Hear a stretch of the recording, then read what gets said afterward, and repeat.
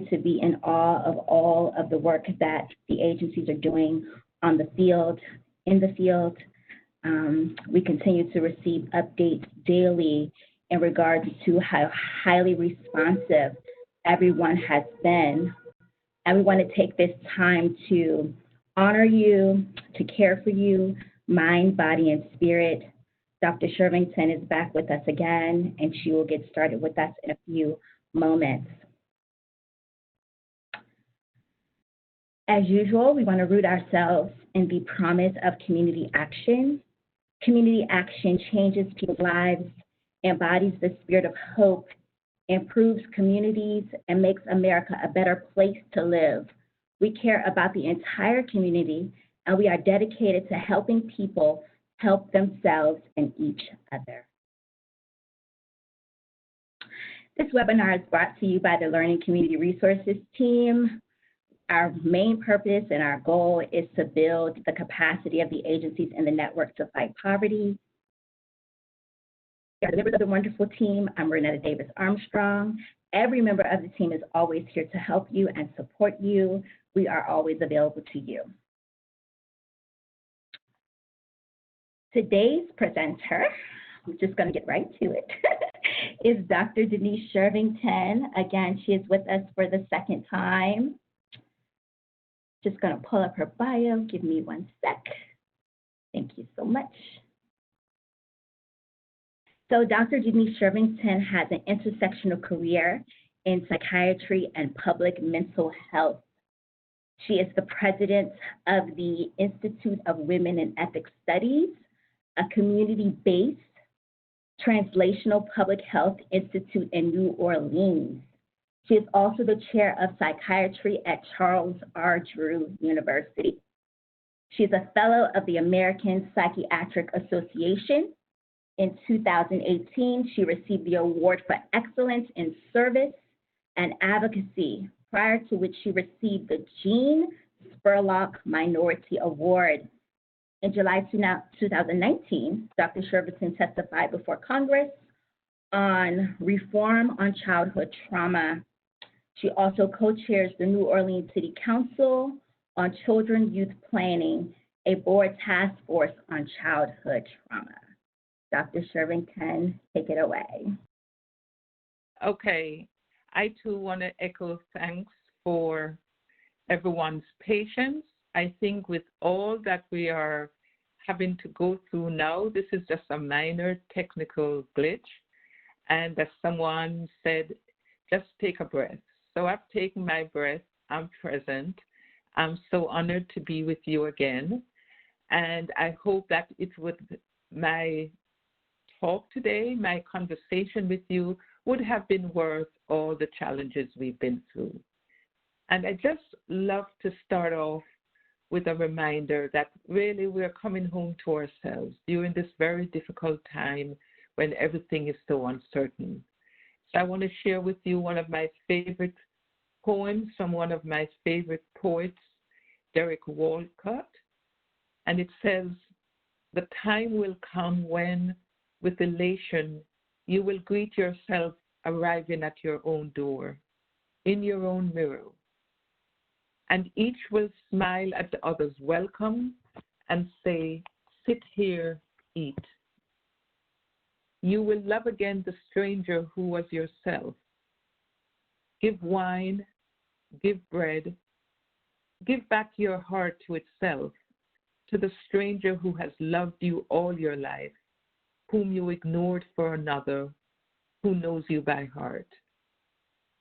Take down the love letters from the bookshelf, the photographs, the desperate notes. Peel your own image from the mirror. Sit, feast on your life." I am hoping that our meeting today will give you the opportunity to really find value in self-care, meaning not from the position that we sometimes think that it's selfish, but from a position of self-love, knowing that when we love ourselves first, it makes it easier to love others and for others to love us. So self-care, as I define it, is really coming home to our true self, the self that we truly are, free of the usual things that we worry about, the fears, the impulses that we have, the habits that we acquire over time, and where we're returning back and really embedding, embracing who we really are at our core. And when we engage in self-care, we live from a much more emotional and ethically intelligent space. We're aware of how we feel, we're aware of how our bodies work, the sensations, and based on feeling good about ourselves, we are much more ethical in how we treat others. Some folks define self-care as living from a space of compassionate wisdom, where we are using our knowledge for the good of ourselves and others. So how do we, it's a very used term now, maybe commodified and trivialized. So how do we really achieve true self-care? I think if we think about our being, how we are experiencing our conscious self, there is something we have called the mind. We're aware of our physical body, and for some of us, a sense of spirit and essence or soul is a part of how we experience ourselves. So I'm going to go into some of the things we can do to help to care for our mind, to care for physical bodies, to attend to and care for spirit or essence, and then based on the space of living from our true self, it makes it so much easier to take care of others. And also we know what that balance is between caring for self and caring for others. Let me start with our mind, something that I know with the pandemic, we are all struggling to find some equanimity, not getting too high or too low, but knowing what the balance is in how we feel. And for me, caring for the mind starts with becoming more and more aware, self-aware, understanding how our mind works. And that happens by really taking the time to understand and reflect on what is the relationship between the feelings we get in our body, the thoughts we have in our minds, and the actions and behaviors that we take. That's self-awareness, knowing what those connections are. Part of being human, especially in our earlier life, is that all our needs could not be met, as a result of which we experience hurts and conflict. And so part of caring for our mind is really beginning to be a little more aware of what were some of those earlier grief spaces, those places where we were disappointed, or the losses that we have, and being able to name them and own them. And as we grow older and we're adults, being able to put them in their proper place. Another way we care for the mind is through contemplative practices, where we actually quiet our mind. And that allows us to be much more aware of, mindful of, and in tune with what's really happening on the inside. It also helps us to connect what's happening on the inside with what our outer reality is. So, for example, during this pandemic, for many of us, it's becoming aware that we're having increased anxiety. And as I shared the last time, that is a really normal place to be because the body feels that it's under threat. And so by being able to be aware of, I'm a little bit heightened in my emotions, I'm a little hypervigilant. For some of us, we might be a little bit more paranoid or even angry or feel sad. By taking that time to witness and know what's happening, then we can manage. Another part of caring for our mind is really accepting those givens that are part of just being alive, part of existing. And if we can understand them, they're universal to all of us. Just as this pandemic is universal to the whole globe, the existential givens, the things that we must confront as human beings, they are universal to us all. So knowing what those are and trying to minimize the anxiety that they create is a part of taking care of one's mind. And I'm going to name those as put forth by psychiatrist Dr. Irv Yalom, who was a real student of philosophy. The four givens he says we all must deal with is freedom. We were born with no ground post, no signpost that says this is how you live your life. Certainly there are cultures and there are adults that help to shape how we view the world, but ultimately we are the ones who can create our experience of life, and we are the ones responsible for choices. So how do we manage that? We are also born alone. We will also die alone. We are isolated in our experience of our consciousness. How do we not feel lonely in knowing that we are alone? We all have to deal with that. And in particular now, in this period of physical distancing, we become much more aware of our isolation. We all have to grapple with, what does life mean? Why do I live? Why was I born? What is my purpose here? What am I to do? And of course, the inevitable that all of us must face, it was a part of being born, was that we also are going to die.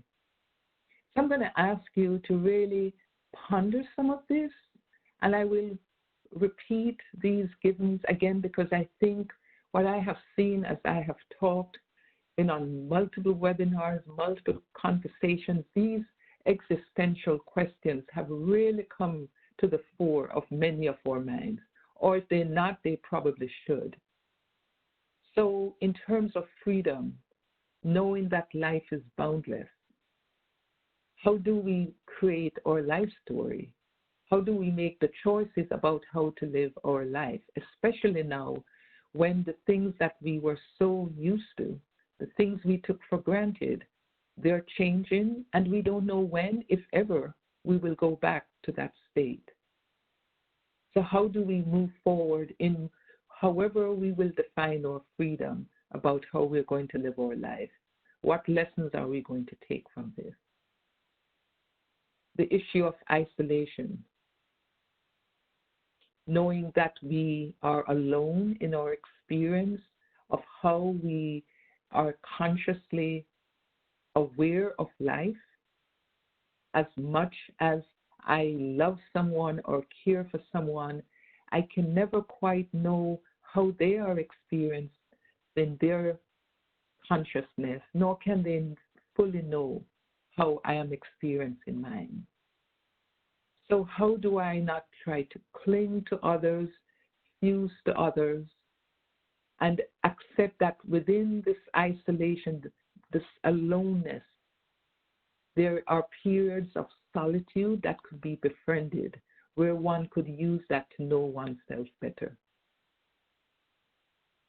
So the question is, do you cling and try to fuse, or can you befriend your solitude? As one of the artists from Jamaica that I hear about, one of the Marleys say, do we fall in love or do we stand in love? Do we have our own sense of who we are in a positive way?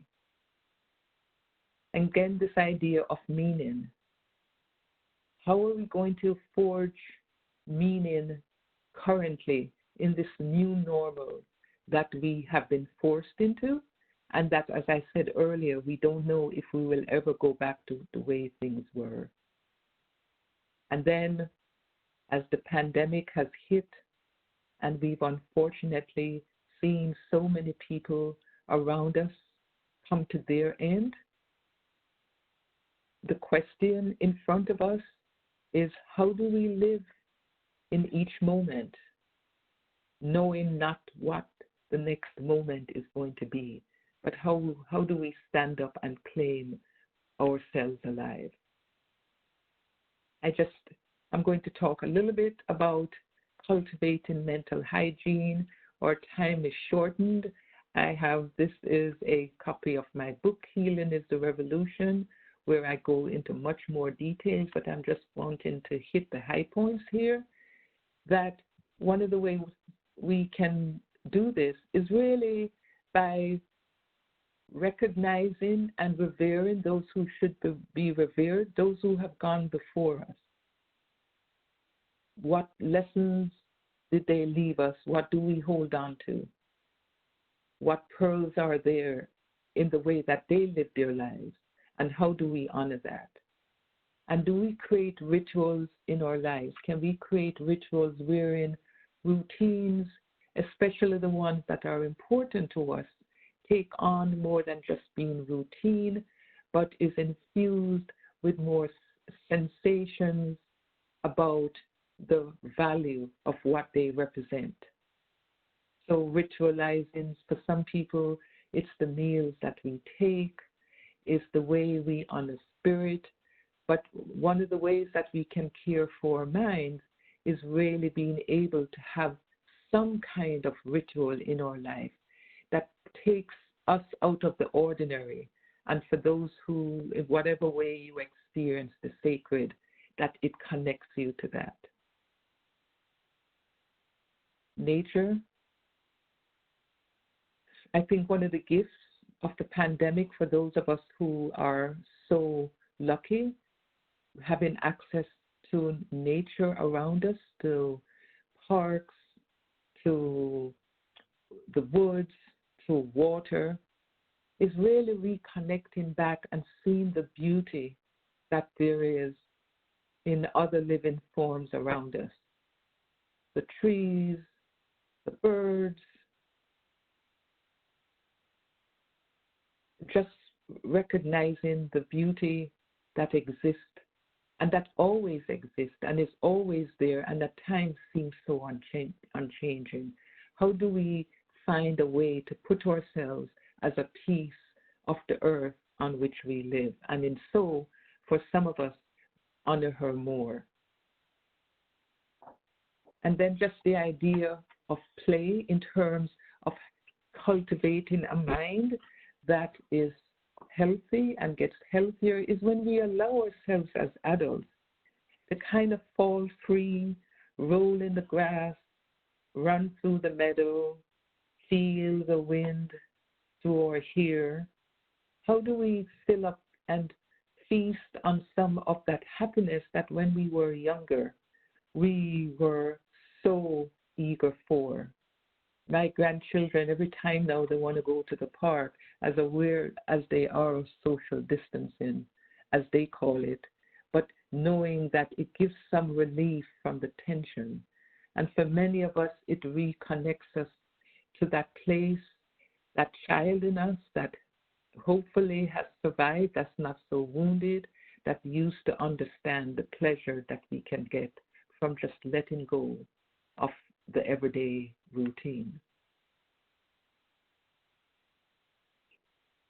Another way to care for mind is really to be creative, to allow ourselves to bring the beauty of the imaginal world that each one of us has into our consciousness. We don't have to be the next Picasso or, I don't know, whomever you would honor as being a creative. It changes for all of us. I love Alvin Ailey, the dancers. Few of us will get there, but we each have our own creative rhythm. So how do we allow ourselves to roam in that imaginal space and allow our minds, just as we almost do in play, to invoke some creativity. And how do we allow ourselves to know what that is for us? Either from ourselves, or for some of us, we might have to just admire others who are. So is it in music? Is it in art? Is it in dance? Is it in writing? But creativity is really a space of releasing ourselves from the tension of, again, everyday worries and fears, and tapping into that beautiful space. This world that we have created is really a part of how we as a society have imagined it to be. We've created this.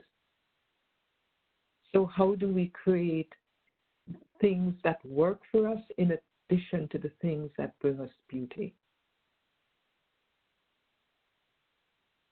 Just want to say, and I encourage everyone, especially now where we have solitude, I'm not going to call it distanced time or loneliness, we have the opportunity to turn our solitude into something beautiful for going deeper in. And the journaling and writing, for those who care to, can be a really, really powerful way to keep our minds feeling relaxed.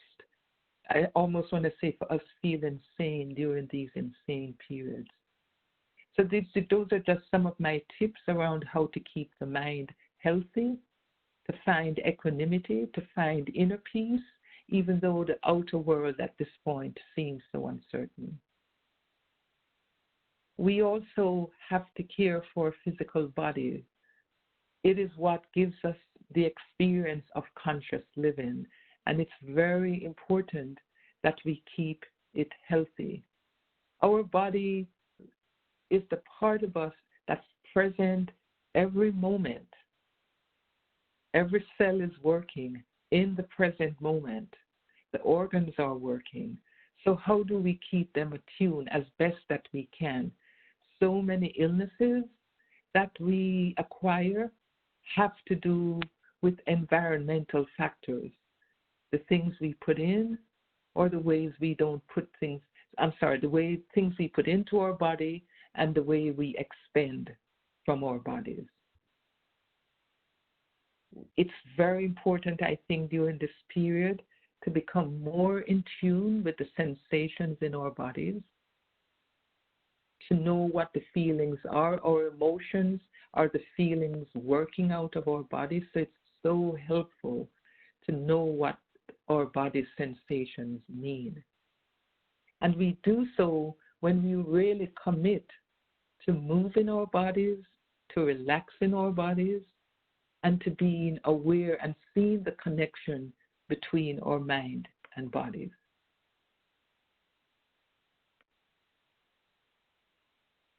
And as mentioned earlier, for those for whom it's important, this aspect of ourself or life, chi, some people call it spirit, soul, essence. How do we care and nurture that part of ourselves? What connects us to the mystery of life that for most of us is a mystery? We do not understand how life came about and how it ends, and not just ours, but all the life around us. How do we connect to that mystery? How do we immerse ourselves in it in a way that honors the larger creative force that we are a part of? And I kind of want to end a little bit on, because I think the conversation to me is really important, and I'm hoping that I will be able to have a little time to just do some mindfulness practice, share that with you as something that you will always have, and that is one of the most common experiences that you can give to yourself. But before I get there, I really wanted to talk a little bit about how do we balance caring for ourselves in the way that I earlier discussed with caring for others. For many of us, we've been made to feel that caring for ourselves is selfish, it's narcissistic, It really is not. It's the best care that we can do for others is to care for ourselves. It's almost like we have to be at home in ourselves before we can be at home in someone else's home.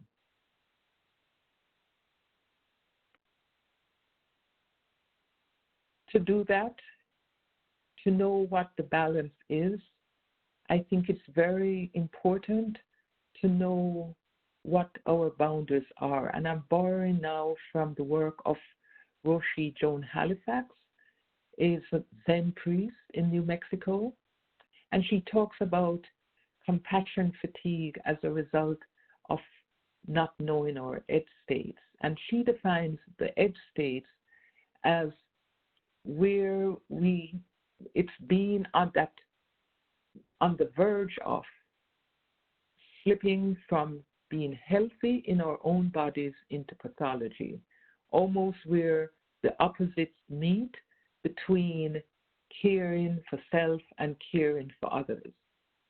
And she says that edge states are brought on when the high edges of caring, connection, virtue, strength slip into a mire of suffering, where it's toxic and chaotic. So the thing that started out as really great and idealistic, caring for others, connecting with others, having virtue, becomes almost a pathology for us because that has created suffering in our lives.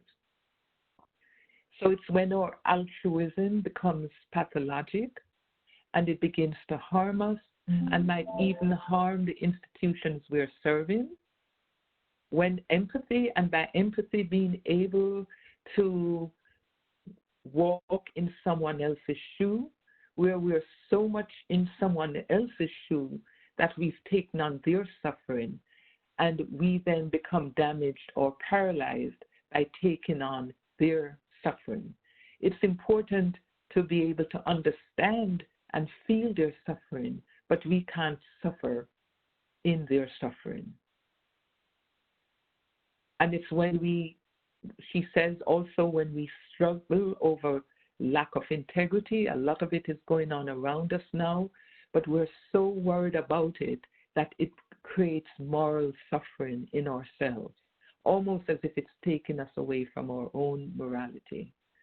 And of course, as I think may be very common to many of us on this call, in this webinar, is over-engagement in work where we overwork, where we develop burnout, and we can develop vicarious trauma or otherwise called secondary traumatic stress. So Roshi Joan Halifax suggests that we need to, every one of us need to know what that edge state is, that point beyond which if we took one more step, we're going to fall over the cliff. We're going to go from being healthy in our service to others into it being pathologic. And it's going to be toxic and chaotic and can create mental distress.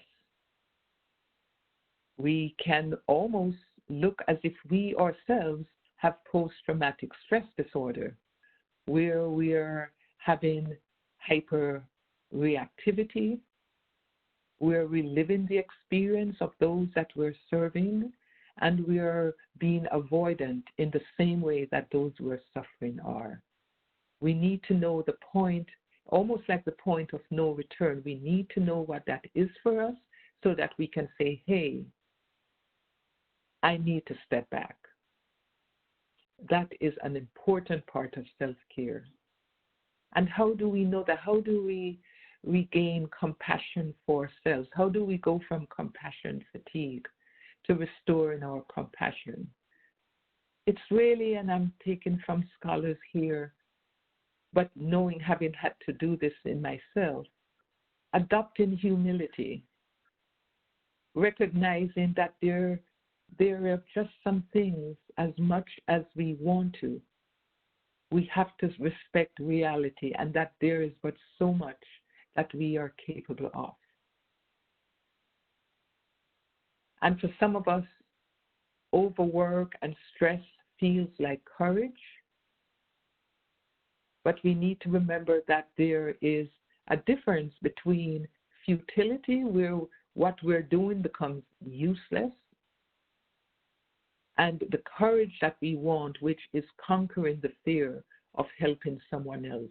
So how do we know the difference where everything we're doing is just futile versus an act of courage? How do we practice self-compassion? How do we notice, feel, and act upon our own suffering so that the pain does not go beyond that which is necessary? An important part, if indeed we have gone to the edge and on our way back, I love what another priest recommends, that just remembering that without mud, there is no lotus. And so how do we transform the things that have gone wrong or going wrong in our lives into something that is joyful? How do we move from suffering to joy? What are the lessons to be learned from when we got into that space? And ultimately, as I've heard a couple people who have recovered from COVID, they've said that they have had to reset what life means now, having experienced all those existential anxieties that I mentioned earlier, feeling a lack of freedom in their bodies, being isolated in ICUs on respirators, fearing, having to face possibly that this could be their last breath, this could be the end of their life, having to deal with those issues. And what has really helped many to recover is really saying, then, having gone through all of this, what's the meaning and purpose in my life? And I think that I would recommend that every now and then that we probably shouldn't wait for crises in our lives, which unfortunately most of us do. How do we, at points, create enough mindfulness and enough retreat from everyday communion and work to say, what am I doing here? What is the purpose? What is my meaning? Such amazing aspects of caring for ourselves is having a sense of purpose and having a philosophy of life. And I want to end with the poet Rumi, who reminds us that in generosity and helping others, be like the river. In compassion and grace, be like the sun. In concealing others' faults, be like the night. In anger and fury, be like the dead. In modesty and humility, be like the soil. In tolerance, be like the ocean. For either you appear as you are, or you be as you appear. It's been a great honor for me to be here. I know we had some challenge in us starting. I do hope that what I shared with you will be enough. There'll be enough value in it, and I just want to go back and leave on the screen those questions that I would really recommend that at some point you can find the quietude, enough solitude to really ponder, what is freedom for me? How do I manage my isolation in my consciousness? Again, how do I find meaning? And how will I deal with the reality that this will end. So I want to thank you all, and I think we're open now for comments and for questions. Thank you very much. Dr. Shervington, thank you so much. And I think maybe what would be really helpful for us is you give us some deeper advice on some of the questions that you're asking for us to ponder. I know that a lot of times, sometimes we struggle with the process of what choices we make about how to live our lives. Can you give us some tools, some steps, some additional resources on how do we go about even having that inner conversation with ourselves? It is Dr. Yalom, from whom I took some of this. He says it's one of the most difficult things, and he is someone who has worked with a lot of his work. He's at Stanford, is working with people who were dying of cancer. And so he's been in all the suffering. And he said that one of the most difficult things he's found for human beings is to deal with the reality that we're free. We really are free. If we think about it, the only thing we must do is breathe, eat, have water. We're creating the playbook of our life. And that comes with a lot of anxiety, because I think either we just want to do it the way we were molded, which oftentimes this is what parents do. We have certain belief systems and we try to mold our children and to shape who they are. But as we become older and older, we realize, I think in this country, it gets cut off at 18 or 21. We're on our own. We can choose what we want to do. I think it starts with really being able to know a little bit better who we are. And that comes with some self-introspection, some quietness. If we're running around with a lot of noise and we're distracting ourselves, we have no sense of who we are inside. And as a psychiatrist, I've seen this so many times.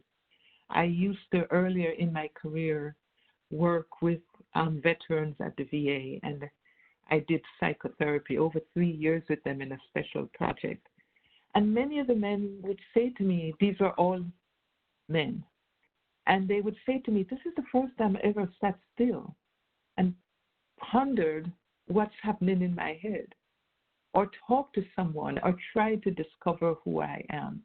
So for me, tackling this issue of freedom means the way we get there is being quiet enough, a little mindful enough. Every now and then throughout the day, I recommend that we take 30 seconds to just stop. I think I said this the last time, to just stop and recognize I am breathing in and I'm breathing out.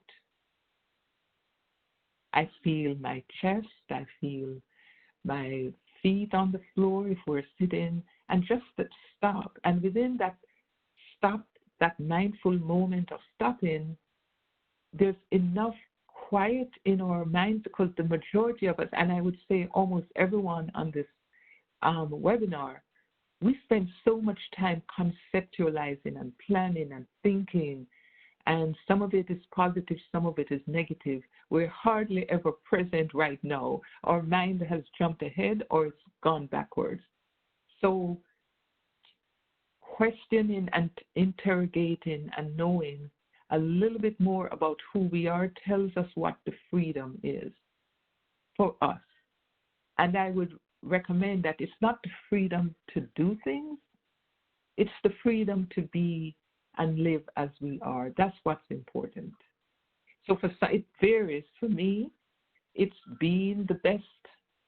I've chosen that being the best psychiatrist I can be, but ultimately I just want to, my freedom is to be the best person I know how to be, because all that other stuff could be stripped. But what will make me feel that I have integrity, I'm ethical, I'm caring for myself, and I'm also caring for my tribe and the rest of the world around me.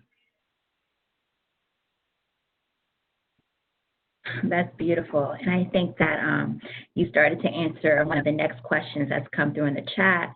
Is for a lot of us, serving people is our life. You know, it's what we were born to do. I've been in service for 15, 16 years now, and I can't imagine doing anything else. But the burnout of it is always sort of lingering. How do we, walk in what could be our calling, to serve others? But burnout is real. So sometimes we have that conflict of, I believe I'm here to serve others, but I'm also having the very human experience of burning out.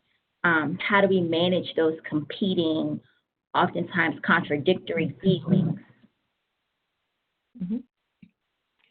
I think the first thing, and this is from lots of conversations, lots of seeing people in therapy, conversations with friends, professional conversations, we need to make sure that our service is not a vicarious experience of through helping others, we're helping ourselves.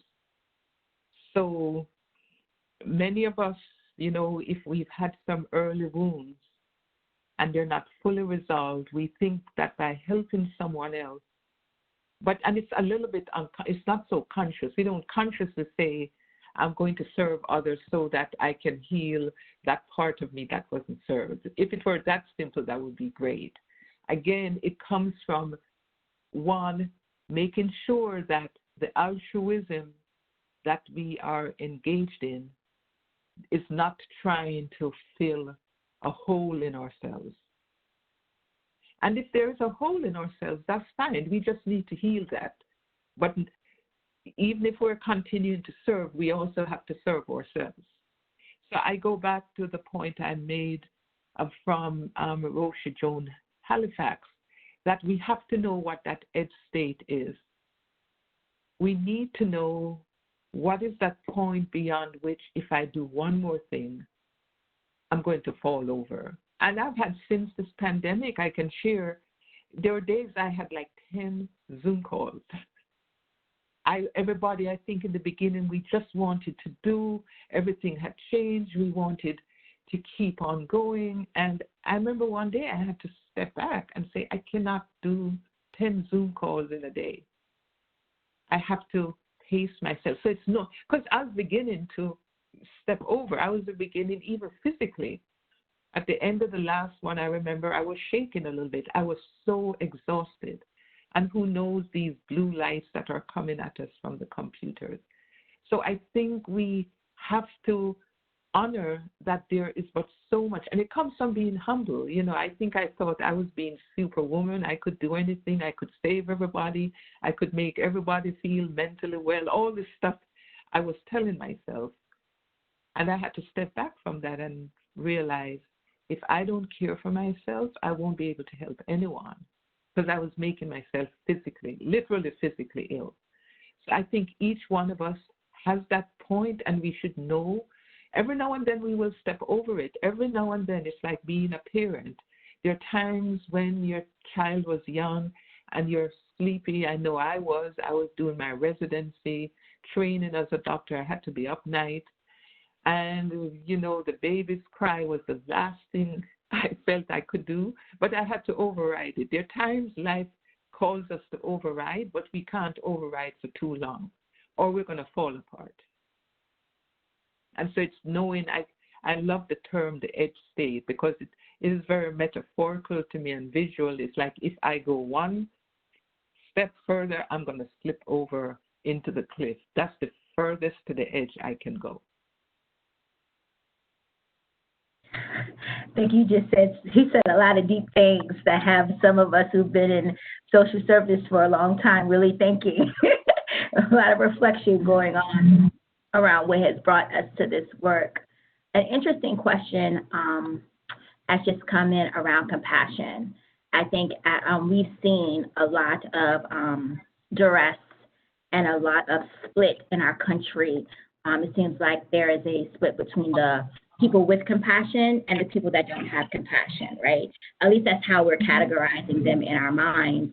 And a question that has come through is, people feeling that it's really difficult to teach others compassion, and how do we work through that?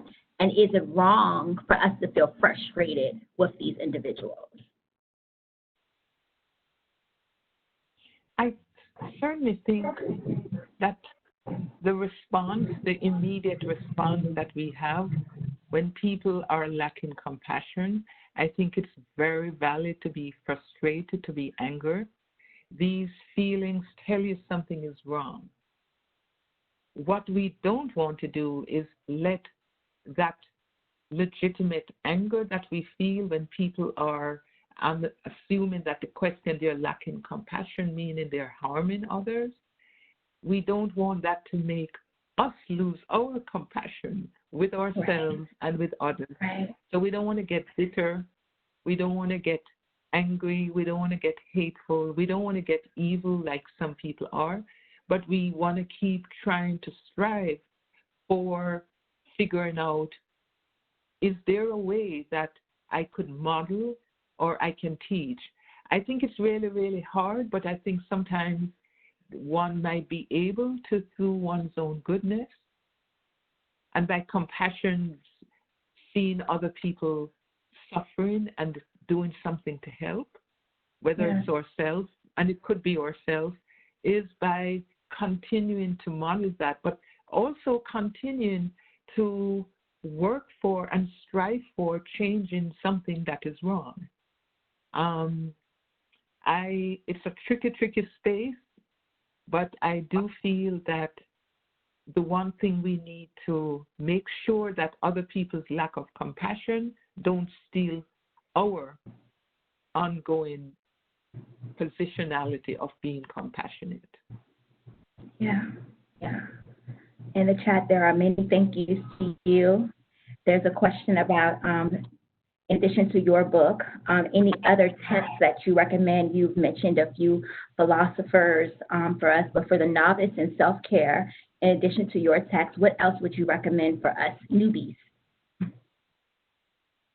Yeah, so, unfortunately, I'm going to influence you with some of the things that I really like, but there's a really beautiful, simple book that was written by Anne Morrow Lindbergh called Gift from the Sea. And as some of you know, she experienced this tragedy. Her child was kidnapped. And it's really her talking about pulling back, finding that space between communion with others and retreat. She went to an island and she simply was observing shells and really meditating on the shells and the lessons she could learn. It's a very beautiful book called Gift from the Sea by Anne Morrow Lindbergh. I refer to this oftentimes when I need to find some place of peace and quietude. Another book that I love is by, I'm in my library, so let me get it. It's called When Things Fall Apart by Pema Chodron. Very beautiful book. And her premise is that things are always falling apart, and we allow ourselves to fall apart with it and then build ourselves back up, not spending time being angry at falling apart, but recognizing that this is a lesson through life and you can pull yourself back. I'll read what it says, her afterword, is life is a good teacher and a good friend. Things are always in transition if we could only realize it. Nothing ever sums itself up in the way that we like to dream about. The off-center, in-between state is an ideal situation, a situation in which we don't get caught and we can open our hearts and minds beyond limit. And then I recommend that poetry is oftentimes really beautiful. Whomever your favorite poet. I know when we were in high school, it seemed like, oh my God, it was work and, we didn't. But I think there's a way we can go back to some of those poetry spaces and see and get some calm, and there's beauty in that. So I can also compile a list, but these are the ones that have come to mind. I also think about Man's Search for Meaning by Viktor Frankl.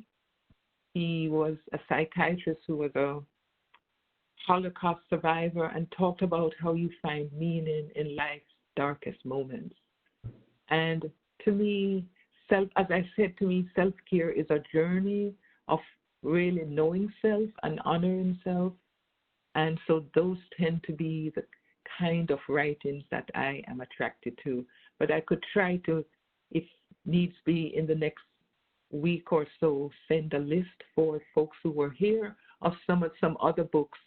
And I'll check in with friends, what are you reading? What's helping you? Because I know I have one particular lens and it might not fit everyone else. That would be awesome. That would be awesome. We've also sent out the link to your podcast, The Healing is the Revolution. So we also know that you have that going on. So we've sent that out, and a list of recommended books by Dr. Shervington will be great. I know that we're coming close to the end of the time here with you. Again, thank you so much for your time. Our hope here at the partnership is that we can continue to create these spaces to sort of take a step back and care for ourselves, mind, body, and spirit. We believe that our agencies are the most active in regards to being the first responders to their communities. We have a very wide reach. Our scope is broad, and we are doing all that we can, but we want to make sure that we take the time to pause and care for mind, body, and spirit. And in closure, I'm just going to take us to just a few announcements. I'm not going to be with you long. I'm just going to take us to the end here. And just let everyone know that civic engagement is also very important.